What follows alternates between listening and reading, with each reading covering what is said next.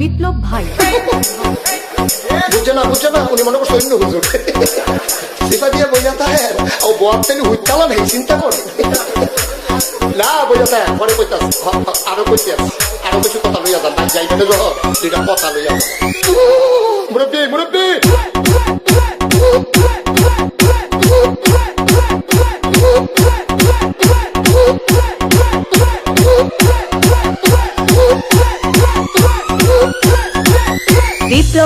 বিপ্লব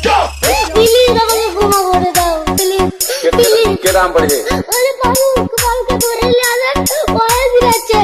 আমি চিনি নাই প্লিজ আমরা তুল